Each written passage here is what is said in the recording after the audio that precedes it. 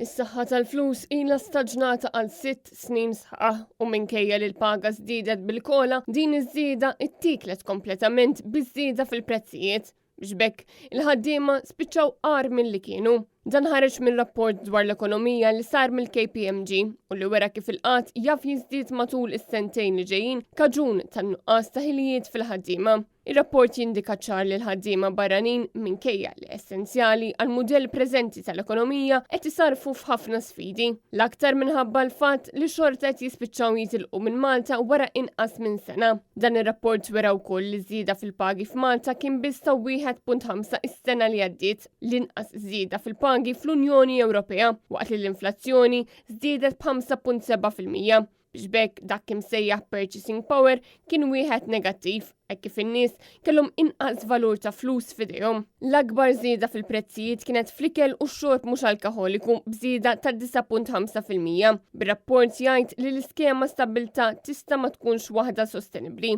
Dan hekk kif ir-rapport jissuġġerixxi li l-iskemi għandhom jiffukaw iktar fuq il-produttività u kif din tista' tkompli tiżdied.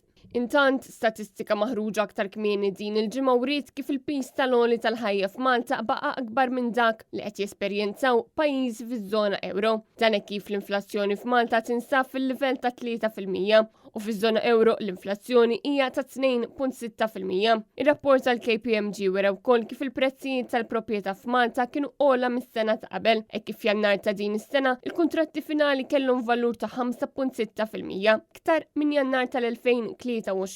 Jidher ukoll li l-lokalitajiet fejn inħarġu l-iktar permessi għal bini residenzjali kien ir-Reġjun ta' fuq ta' Malta, kif ukoll f'Għawdex, waqt li l-inqas permessi għal bini kien fir-Reġjun tal-Punent.